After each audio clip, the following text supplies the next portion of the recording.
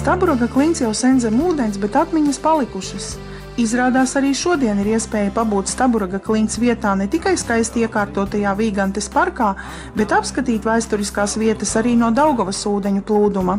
Jau 2. gadu ekskursijā pa Daugavu ved kuģītis Vīgante, kura kapteinis Uldis Albiņš ir ne tikai liels šo vietu zinātājs, bet arī labs stāstnieks. Arī mēs devāmies 60 km garā ekskursijā, pabijām arī virs Staburaga un uzzinājām daudz interesanta. Šis kuģis ir 2. gads, tagad 2. sezona. Mēs pagājušo gadu aprīlī viņu tā kā ielaidām ūdenī. Un tas mūsu biedrības projekts tāds kopā projektēja, viņš šeit pat Latvijas firma taisīja, izgatavoja Amberlat sadarbībā ar viņiem šo te projektu, jo iepriekš tā kā vairāk vizināja ar mazāku kuģīti cilvēks, tas bija tāds hobija līmenis, tagad jau arī tāds vaļasprieks tas ir īstenībā, bet šoreiz, mēs tā domājot, ka parasti ir, ka cilvēki lielākas grupas tomēr vēlās, un tas ir tie 10 cilvēki ir pa maz priekš tāds kompānijas, un arī tad nevar tā droši pārvietoties, tomēr tāpēc mēs šo te būvējam ar tādu lielu rezervi. Viņam ir 3 pontoni, un kraunesība ir pietiekoši stipra, ļoti liela rezervi. Un tad mēs pakāpeniski te mēģinājām uzlabot, lai komforts būtu tātad tos aizrulējamās augšas, ja, caurspīdīgās, lai arī tāds lietas gāzes, kad uznāk, tad ir vienmēr jāskatās uz debesīm un jāuztraucās, kas būs, jo kaut arī te jumts ir, ja, bet pa sāniem ar vēju sitās iekšā, un tad ir nepatīkam sēdēt slapjos sēdekļos, ja. Tāpēc mēs te šogad pavasarī šo te pasūtījām un izgatavojam mums arī lielā vējā šo te izmantojam. Vakardien, piemēram, norulējām to priekšu lejā un sāns, ja, un tad jau brauc, jau daudz labāk jūtās cilvēki, ja, nav tāds pūtiens. Protams, jāizbauda arī pūtiens. Tātad šī, kā es jau minēju, ir vecā Daugavas grāva, kas bija, kurā nebija Daugava, un šajā te līcī bija mājas, ja, un mājas saucās Grietiņas. Kad sāku šo te kesu pumpēt ūdeni augšā, tad vajadzēja tās visas mājas nojaukt, un tas bija diezgan traģiski tiem cilvēkiem. Var iedomāties, kāda sajūta ir, kad savu māju latviešu zemniekam, kā rābeļdārs ar dīķīti visu, ja, Daugavas malā, un vajadzēja jaukt nostagi.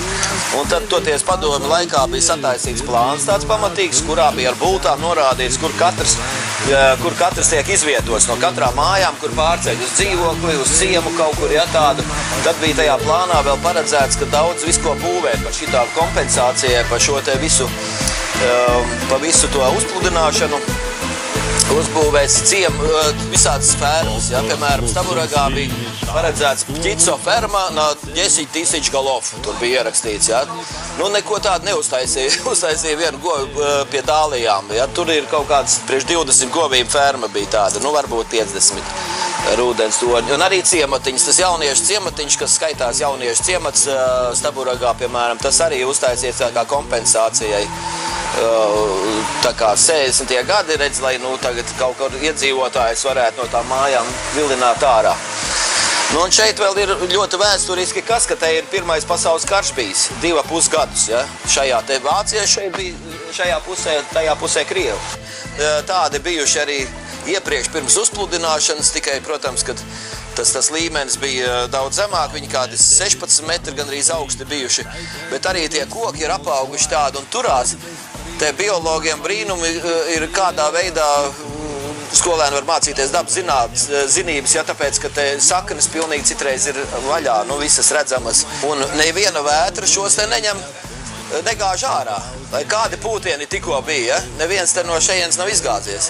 Es šos te visus gadus, kas ir braukti, tur būs tāds bērns pārliecies pāri, un es katru gadu domāju, ka jau sasniegs sniegs, un viņš iegāzīsies, viņš nolūzīs tur vai tiks Daugavā, ja? Bet viņš joprojām stāv, jo 5-6 gadi. Tur ir Oliņkalna estrāde. Tātad Oliņkalna vecā estrāde. Te ir bilde, kur 60, kurš tas gads varētu būt, kaut kādi 50. gadi, ja, dziesmu svētku dalībnieki. Te augstumā tā kā 1,2 no augšas tagad ir. Tā, un redz, kur tas ozols, dzies stūrī, tas pats, kas ir tagad. Un bildēs viņš tāds pats apmēram izskatās kā tagad. Šis te pumpiņa, kas ir saliņa, ja, tas ir Sēlijas pilskalns. Un kreisajā pusē ir Oliņkalns slavenais, kas ir tagad kā saliņa arī. Un, ja paskatāmies šo te bildi, tā ir apmēram fotografēt no šīs te pašas vietas, tikai pirms gadiem 50. Sēlijas augšā ir Sēlijas pilskalns un skats arī uz Oliņkalnu. Tā kā Daugava bijusi starp Sēlijas pilskalnu un Oliņkalnu. Salīdzinoši šaura, strauja, visam nekā tagad.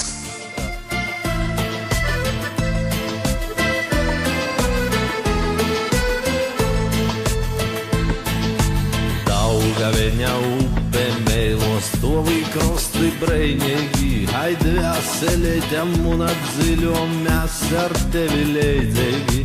Upei pasok lūdzu mani, kuras sevi pazaudēju. Sirdī munā tukšums skaņ, sirdī munā tukšums skaņ, sirdī munā tukšums skaņ, dzēvi kaut ko napaspēju.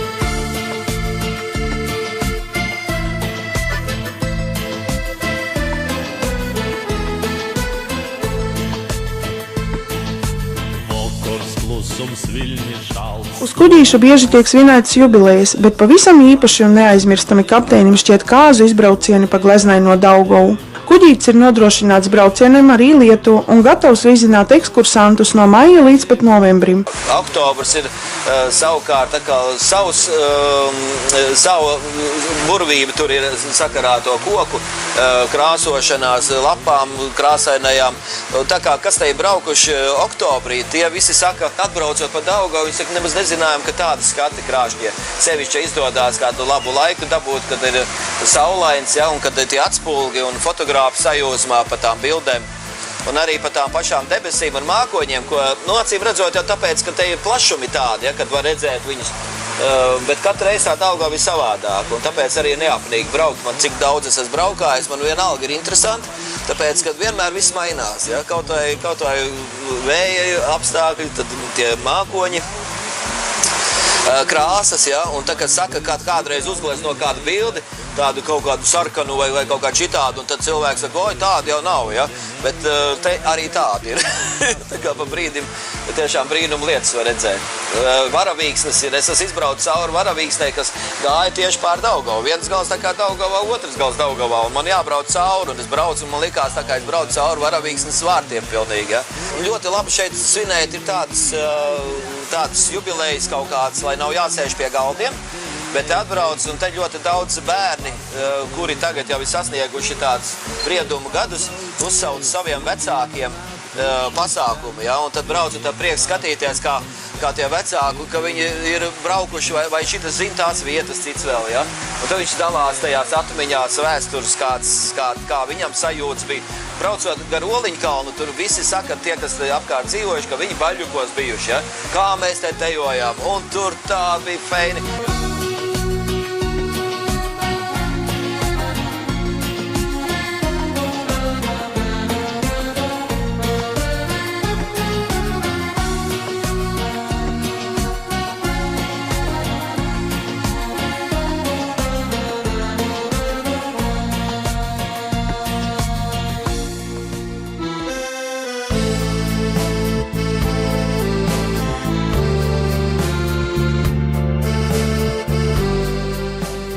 Man bija kaut kādi 4 gadi, kad man pie Staburaga esat atveduši, ja?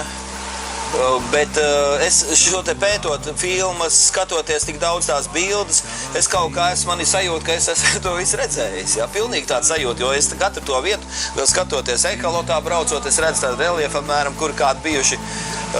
Un es tā kā viņu uzburu acīm, kāds ir bijis tā aina, ja? Vienkārši, protams, žēl, ka viss tas ir pazudis, bet tagad, lai kaut ko, es zinu, pārāk visu laiku sevi šaustītu vai dzīvo tādā šausmīgā redz, kas mums ir atņemts un tā, ja? Es domāju, ka tā nevajag. Nu, vienkārši tāpat tā bija ļoti skaisti, ja? Braucot, tu var izbaudīt arī citas lietas, ja? Protams, ka jāpiemina tādu bišķiņu sērīgu pieskaņu, ka kaut kas skaists mums ir atņemts tomēr, ka bijis kaut kas unikāls, tāpēc, ka šāda te kanjona veidīga upe, šis posms nav nekur vairāk, ja, un nu, viņš arī šeit vispār pat Ziemeļa Eiropā nekur tāds nav, ja. Nu, izņemot varbūt, jā, protams, ka tur Norvēģija un kas saviem fjordiem un tā, nu, protams, ka tur savādāk pavisam viss ir, ja, bet tāda kā šita, ka 20 metri stāvi, augsts klints būtu gar malām, tāda jau nekur nav vairāk. Un tāpēc grūti ir, protams, ka iedomāties, bet es saku, ka šīs te atmiņas ar tām pašām fotogrāfijām ļoti malači tie grāmatas autori, kas apkopoja šo te atmiņu Daugavu, un arī tās citas bildes, kas ir Zudusī Latvija, piemēram, portāli, ja, kur ir tā, var paskatīties, tad var tā pavērtēt, mēģināt iedomāties, iztēloties. Šeit augšā ir Māras Svīras un rakstnieka Kaieka mājiņa. Un šeit apakšā ir tieši trepītis, kas gāja uz Staburagu, kādreiz redzēt tur malā. Un, lai to var saprast labāk, tad te ir šī bilde fotogrāfija, ja? Šā ir mašīna, kas brauc amfībija, kas veda tos atlūzušos gabalus Staburaga. Un šeit ir Staburaga klints visa, un augšā tā māja, ko mēs redzam tur. Vai tava cietā sirds vēl kaut ko lūgs? Es raudāšu, līdz sarīšu pie tevis, kā bērns, kas man te savas bērnas sūdz. Es raudāšu, līdz sarīšu pie tevis, kā bērns, kas man... Kuģītes Vīgante piedāvā vairākus maršrutus. Cenas ir ļoti demokrātiskas un vienam interesantam brauciens maksā apmēram sākot no 6 eiro. Pieteikties ekskursijām pa Daugavu ar kuģīti Vīgante iespējams mājaslapā www.vigante.lv vai zvanot pa tālruni. Šis Staburags varbūt arī izveidosies pēc 1000 gadiem par lielu Staburagu, jo var jau būt, ka līdz tam laikam kesis tiek nolaists, jo viņiem atkal mūžība esot ap 200-300 gadi, jo betons arī nogūst.